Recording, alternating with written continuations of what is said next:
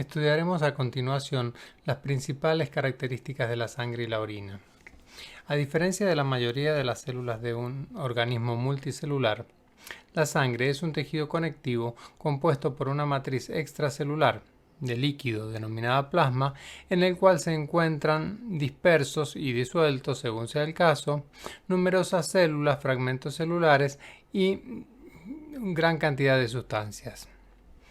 El líquido intersticial es el que baña las células del organismo y está constantemente renovado mediante la sangre. La sangre presenta tres funciones características y fundamentales. Por un lado, la primera función es el transporte, que transporta gases, nutrientes y desechos. Cuando hablamos de gases, estamos hablando del oxígeno y del dióxido de carbono. Los nutrientes, hablamos de la glucosa, de los ácidos grasos, de aminoácidos, de vitaminas y minerales. Y cuando hablamos de desechos nos referimos al ácido úrico, a la urea, a la creatinina. También transporta hormonas, transporta energía calórica, permitiendo la refrigeración de ciertas zonas o, en otros casos, evitando que se congelen ciertas zonas del organismo. La segunda función de la sangre es una función reguladora. La sangre contribuye al ajuste de la temperatura corporal, a mantener la presión osmótica y por lo tanto el contenido de agua de las células, a regular el pH del organismo y a mantener el nivel de electrolitos y volumen de agua en los líquidos corporales.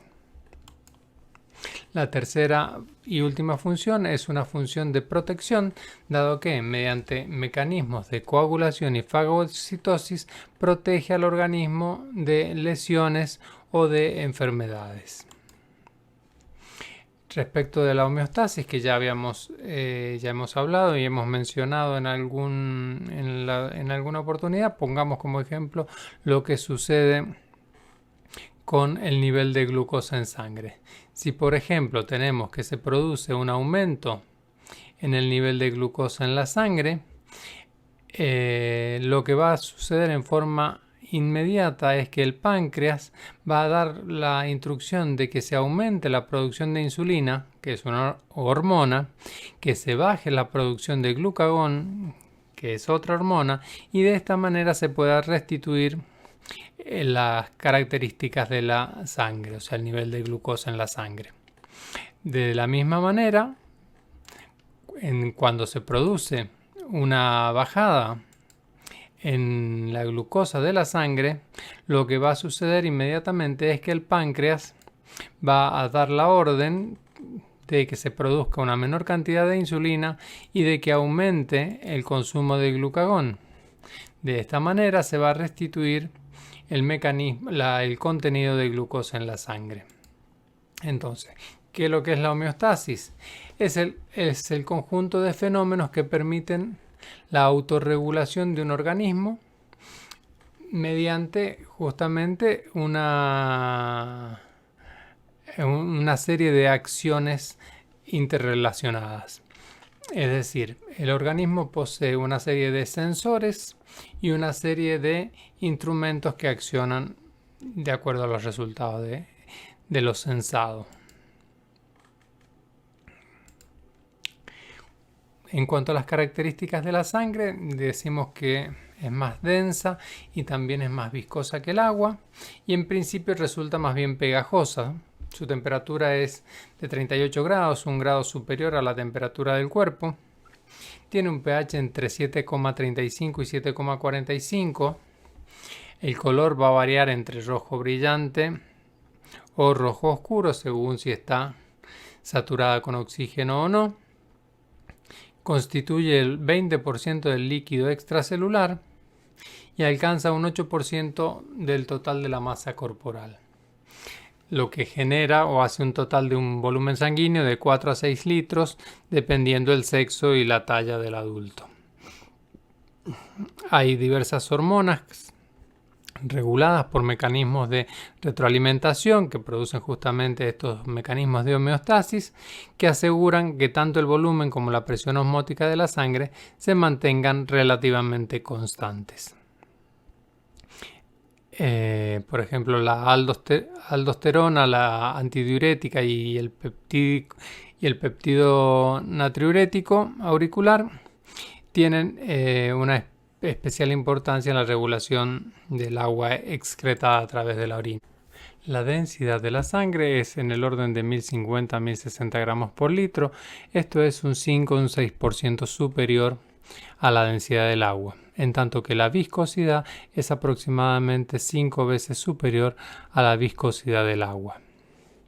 Las sales disueltas, fundamentalmente el sodio disuelto en la sangre, hace que la presión osmótica de la sangre sea equivalente aproximadamente a la de una solución salina al 0,9%, de manera tal que una solución salina con una concentración del 0,9% será una concentración o una solución isotónica respecto de la sangre. ¿Cuál es la diferencia entre el suero y el plasma?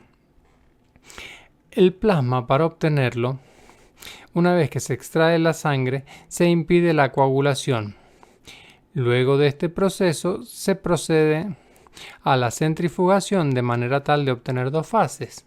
Por un lado las células de sangre y por el otro lado un sobrenadante que sería el plasma.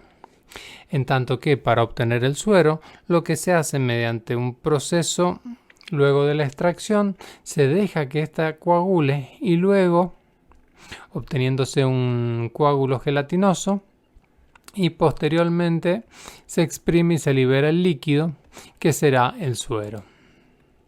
La composición de la sangre, está formada por células que son tanto los glóbulos rojos o eritrocitos y los glóbulos blancos o leucocitos. También contiene plaquetas, plasma, proteínas plasmáticas, sustancias inorgánicas, orgánicas y secreciones internas. ¿Sí? Cada una de estas en distintas proporciones. En este esquema podemos analizar la abundancia relativa de los distintos constituyentes de la sangre. La sangre, recordamos, es aproximadamente un 8% del total del peso corporal de una persona y la sangre está constituida por un 55% de plasma y un 45% de elementos corpusculares. A su vez, el plasma está constituido por un 91% de agua, un 7% de proteínas y un 1,5% de otros solutos. ¿Cuáles son las proteínas que constituyen el plasma? Son albúminas, globulinas y fibrinógeno y otras. ¿Cuáles son los otros solutos que constituyen el plasma? Electrolitos, nutrientes, gases, sustancias reguladoras y productos de desecho. A su vez, como dijimos, el 45% de la sangre corresponde a elementos corpusculares. ¿Cuáles son estos elementos corpusculares?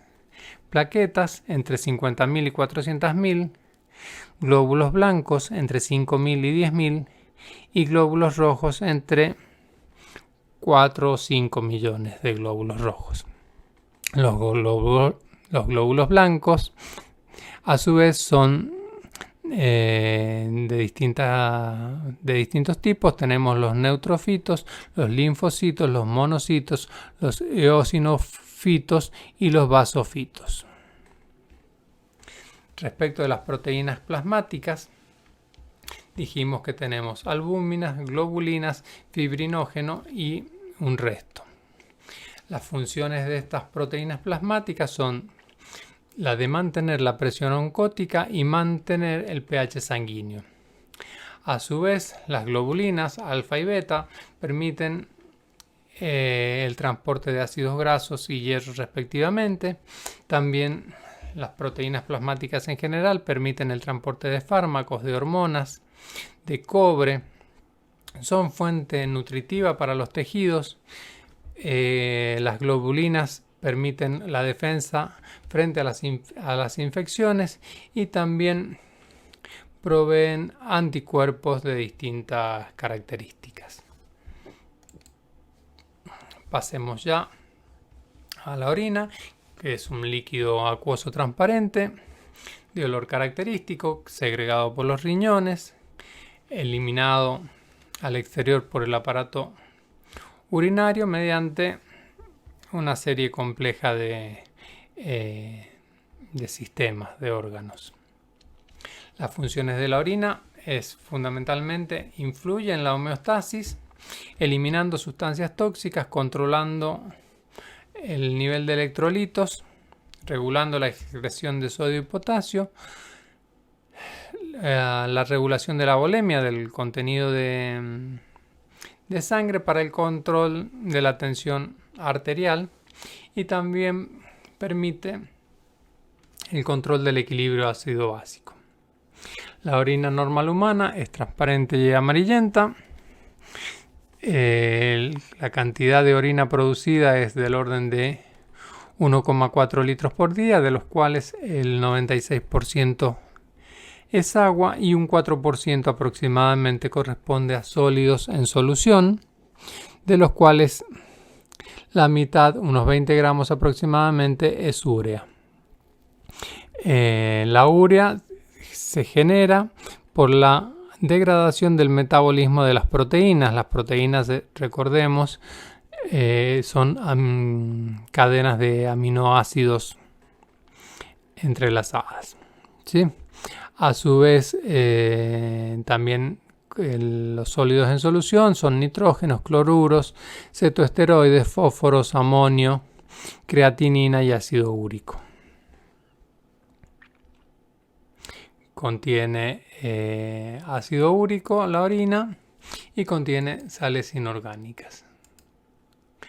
Los análisis que se pueden hacer a la orina, y así como también los cultivos que se realicen sobre la misma, pueden ayudar a diagnosticar varias enfermedades mediante un análisis que no es para nada invasivo, por lo tanto es de suma importancia. Con esto entonces terminamos la presentación de la unidad 2.